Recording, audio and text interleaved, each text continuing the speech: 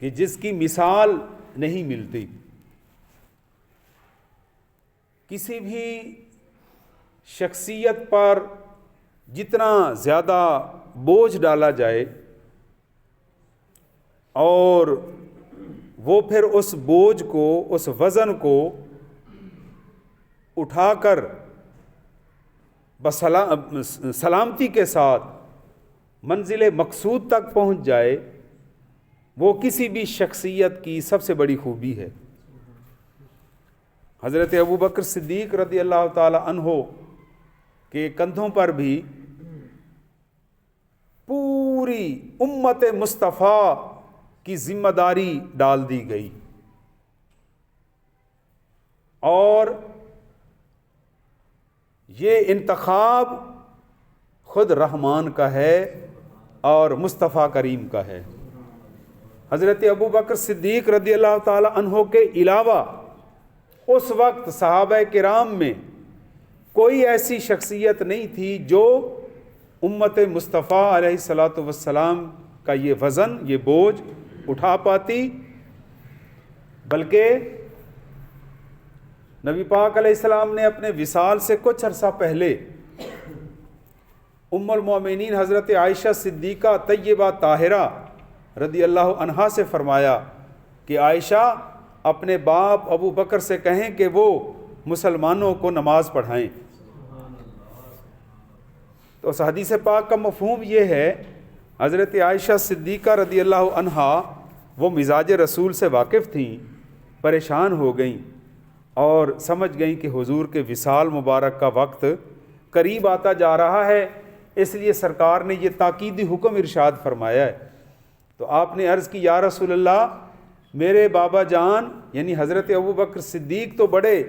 رقیق القلب ہیں، نرم دل والے ہیں، وہ اتنی بڑی ذمہ داری کیسے نبھائیں گے اور آپ کی جدائی کیسے برداشت کریں گے؟ لیکن نبی پاک علیہ الصلاۃ والسلام کا ارشاد پاک ہوا اور حضرت ابو بکر صدیق رضی اللہ تعالی عنہ نے یہ ذمہ داری بآحسن و خوبی سر انجام دی. اور آپ جب نماز پڑھانا شروع کی آپ نے، تو حضرت علی شیر خدا کرم اللہ وجہہ الکریم، آپ سرکار نے یہ اعلان فرمایا اونچی آواز سے، بلند آواز سے، کہ حضرت ابو بکر صدیق کو اللہ اور اس کے رسول نے دین میں ہمارا ایمان مقرر فرمایا ہے، ہم دنیا میں بھی ان کو اپنا امام تسلیم کرتے ہیں. یہ حضرت علی شیر خدا کے پاکیزہ الفاظ ہیں. اور حضرت علی شیر خدا نے پھر ہر موقع پر خلیفۃ المسلمین حضرت سیدنا صدیق اکبر رضی اللہ تعالی عنہ کی اقتداء کی، آپ کو بر وقت صحیح مشورے دیے، جس سے یہ 2 سال کا عرصے میں امت پر جو بہت بڑی آزمائش آ گئی تھی اس کو اللہ تبارک و تعالیٰ نے کامیابی سے گزار دیا. وہ آزمائشیں کون سی تھیں؟ نبی پاک علیہ السلام کے وصال مبارک کے آخری ایام تھے وصال مبارک کے، تو مسیلمہ کذاب ایک قبیلے کا بدبخت تھا. کذاب اسے اس لیے کہا جاتا ہے کہ وہ سب سے بڑا، دنیا کا سب سے جھوٹا انسان تھا. اس بد نصیب نے کیا کیا، اس نے حضور علیہ الصلاۃ والسلام کی طرف پیغام بھیجا کہ ہم اس طرح کرتے ہیں، آپ بھی نبوت کا دعویٰ کرتے ہیں اور میرا دعویٰ ہے کہ معاذ اللہ میں بھی نبی ہوں، نقل کفر نہ باشد، میں بھی نبی ہوں، مجھے بھی اللہ نے نبی بنایا ہے، میرے اوپر بھی وحی نازل ہوتی ہے. اور یہ چند عربی کے جملے اس نے گھڑ کر سنائے کہ جس طرح آپ پر قرآن کریم نازل کیا گیا ہے، میرے اوپر بھی قرآن پاک کی طرح اللہ کا کلام نازل ہو رہا ہے. لیکن محققین نے جب ان کی نظروں کے سامنے یہ اس کے جملے عربی کے پہنچے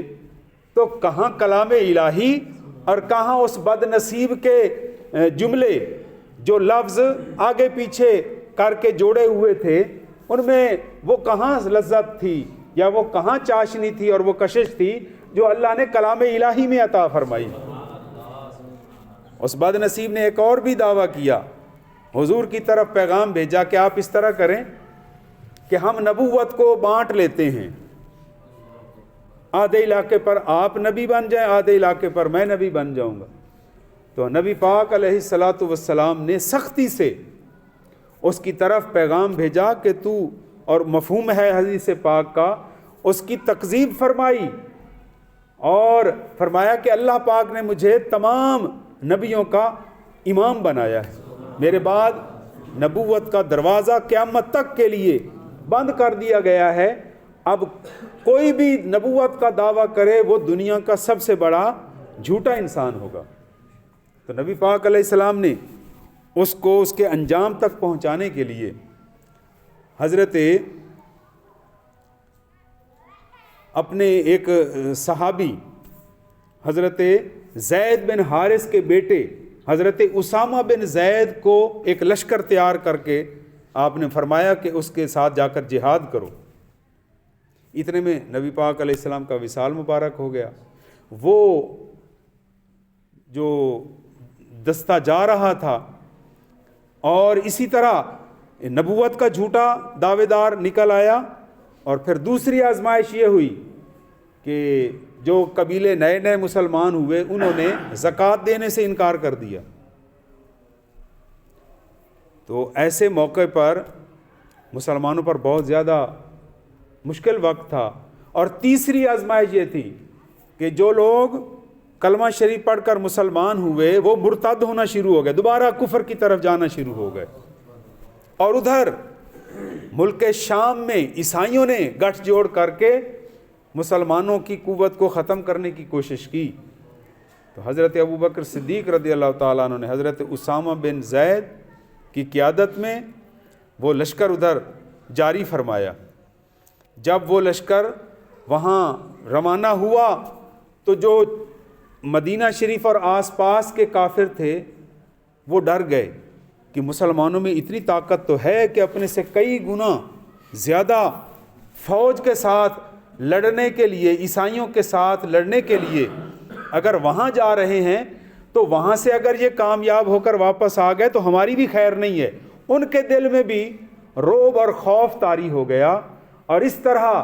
حضرت صدیق اکبر رضی اللہ تعالی عنہ کے بر وقت فیصلوں نے امت مصطفیٰ کو اکٹھا کیا اور منتشر ہونے سے بچایا۔ اور حضرت علی رضی اللہ تعالیٰ عنہ، جیسے میں نے پہلے عرض کیا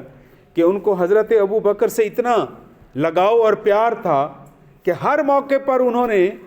مشورہ عطا فرمایا۔ حضرت ابو بکر صدیق خود لشکر اسلام کی قیادت کر کے تشریف لے جانا چاہ رہے تھے، تو حضرت علی نے آپ کو بتایا کہ حضور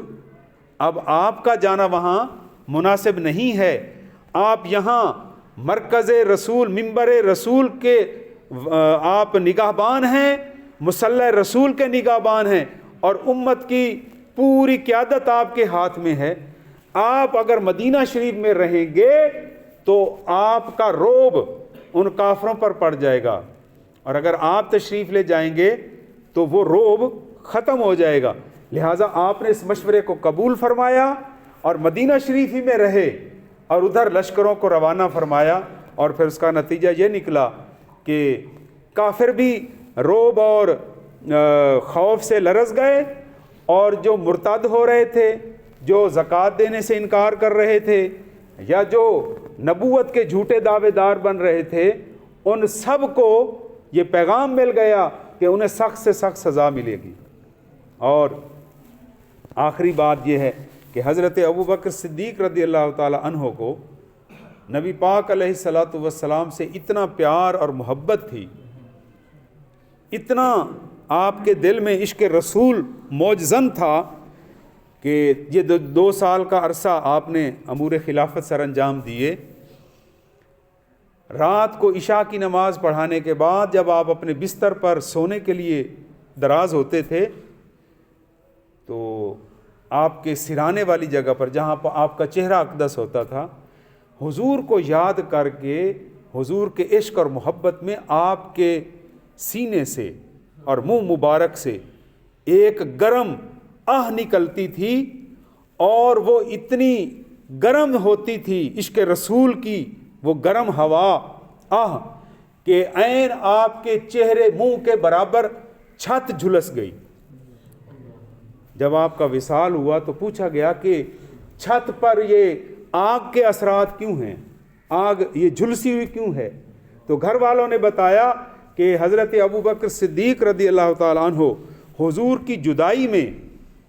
آنسو بھی بہاتے تھے اور اپنے سینے سے عشق رسول کی ایک ایسی گرم آہ نکالتے تھے جس سے چھت بھی جھلس گئی ہے۔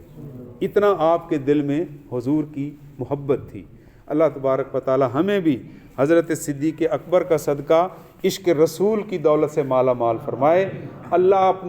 اپنے اور اپنے محبوب کی محبت سے ہمیں شاد کام فرمائے۔ یہی ہمارا سب سے بڑا سرمایہ ہے۔ وما علینا